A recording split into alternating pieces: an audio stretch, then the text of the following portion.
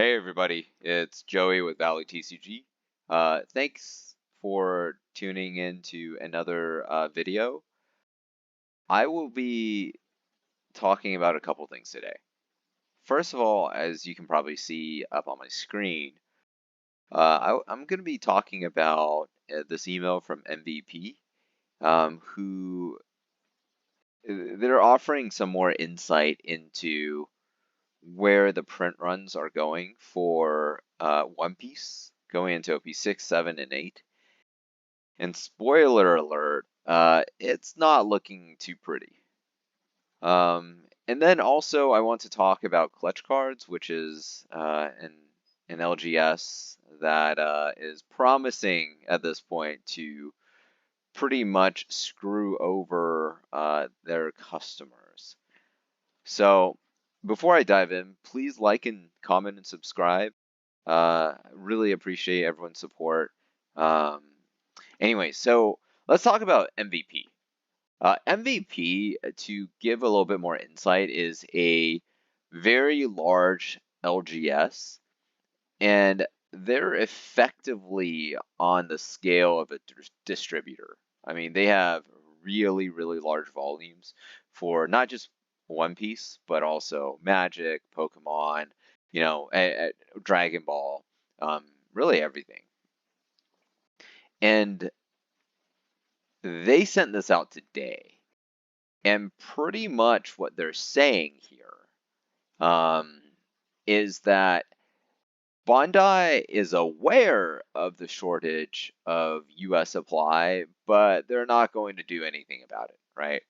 Their printers are at max capacity, and that just means that, as they're printing, as they're working on other games, Dragon Ball Fusion World, Union Arena, uh, another version of Dragon Ball now called Dragon Ball Masters, and other games like Digimon and Battle Spirits, they're not going to be cutting those print runs or those other games, despite probably having a much smaller audience who would like to, participate in those games. They're going to be restricting supply for One Piece.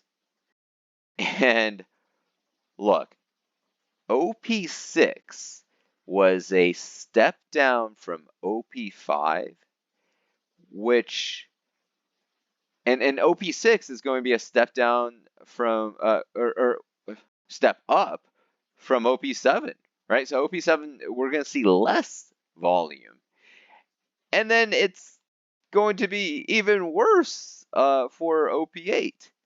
So at this point, I don't even know how normal players are going to get inventory.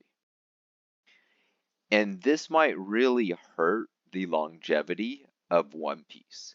Because unlike Dragon Ball, we don't have a digital format for One Piece, right? How do you keep up the interest of players if you're not actually going to be able to give those players any product, right?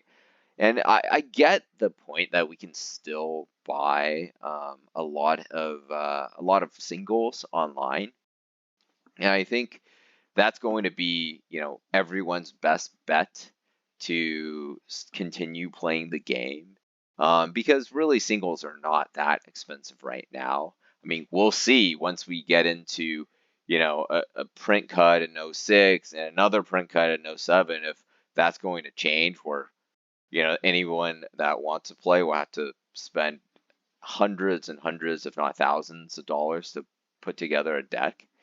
We'll see if that happens. But boy, this is looking tough. This is not looking that good at all. I think maybe on the positive side, looking into what decks are winning right now in Japan with the release of EV1, which seems like we're going to get potentially a full allocation there.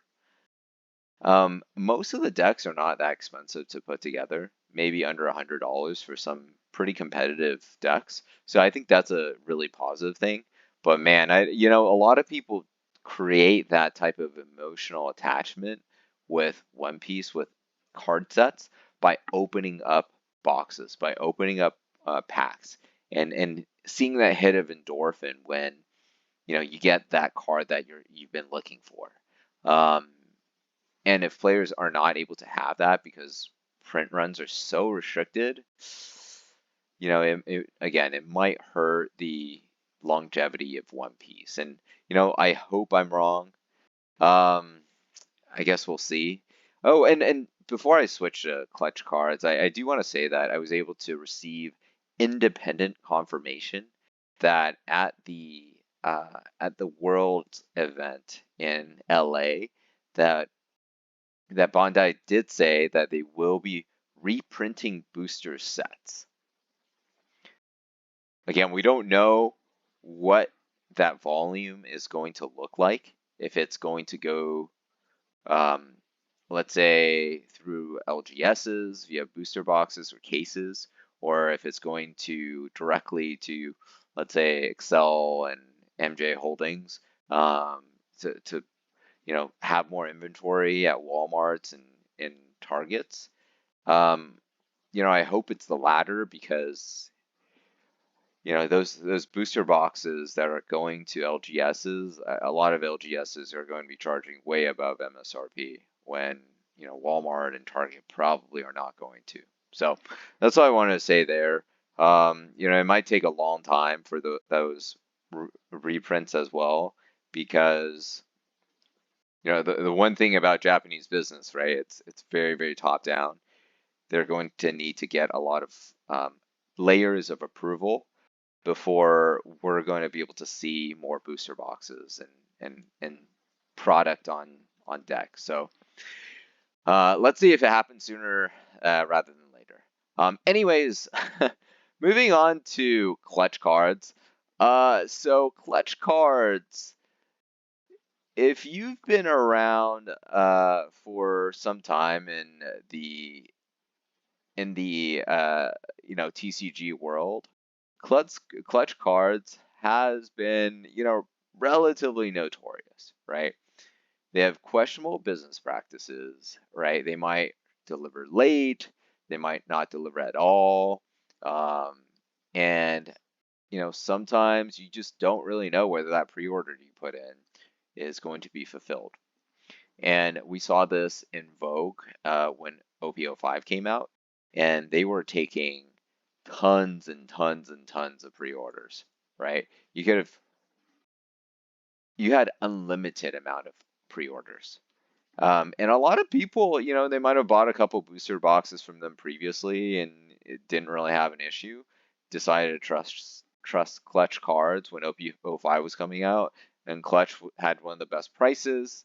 They were probably one of the only ones with inventory available. So a lot of people did order through them.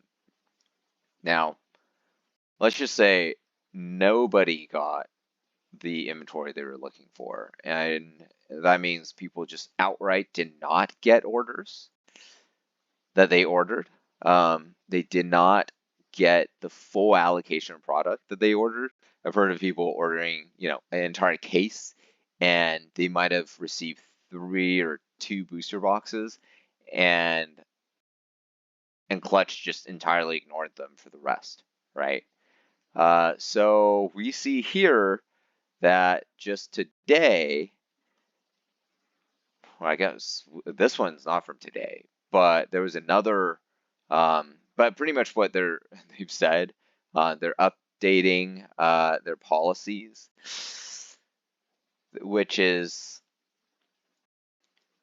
first of all, they are going to cancel all pending orders. This is the update, right? Before, I think they've said something along the lines of, well, we'll give you an update when we can find it. If we can get to that point, like we're trying to our best to get inventory. We're trying to get our best to get your orders delivered. We'll have more for you later. But today they're saying they're going to cancel all pending orders, and which is interesting and maybe okay if they're able to, let's say, refund everybody. Now, over here, point number two, they're not going to refund anybody at all. So if you gave them $1,000 loan for a booster case, tough luck. You're not going to get jack from these people. And that is, I think this is just such terrible business practice and kind of goes back to, one of my comments that I've made in an earlier video, uh, where when I was talking about MetaZoo, the fact that they couldn't, they were potentially shutting down, although maybe it seems like they might not be shutting down. Who knows what's going on there? But really, the way that you really screw up an LGS, one that you set up at volume, it's pretty much by financial mismanagement. Again, I understand LGSs are tough businesses. It's really challenging to kind of earn a relatively thin margin. And the only number one thing that people care about is pricing. So whether it's Clutch or MVP or somebody else, the one with the lowest pricing and the best service wins, right? So you can't really, let's say, differentiate via customer service only and try to charge a higher price. That's just never going to work. So I understand that this is a really tough business and very low barrier to entry. Anyone can set up a store. I could set up a store right now if I wanted to. But this is incomprehensible to me that you're taking pre-orders and then you are not fulfilling really any of it. I have to imagine that they have, at least 50,000 to maybe $100,000 in orders in a single cycle of releases, right? Whether it's with Pokemon, which they've taken pre-orders for, plus One Piece, plus Magic, plus other card games, all that together, they could be getting 100K of loans, right? Like how poorly do you have to manage your finances to where you're not able to pay your vendors, so that you're not able to, sell the cards to other people, or deliver on the orders that you've already sold. To me, this is 100% mismanagement. We're probably not going to see the last of something like this. There's a couple of card shops out there that are already very questionable. They have some pretty questionable business practices. One that I would like to just name here, it's Tetra TCG. These guys are, we'll see, but they've already started to do very questionable things. So, for example, if we see this, right, this Kingdoms of Intrigue booster box case, they're trying to sell for $1,900. Well, I bought one from them for about $11.50, a whole case. And when they realized that prices were going up, they refunded me. And then they said, oh, sorry, we ran out of product.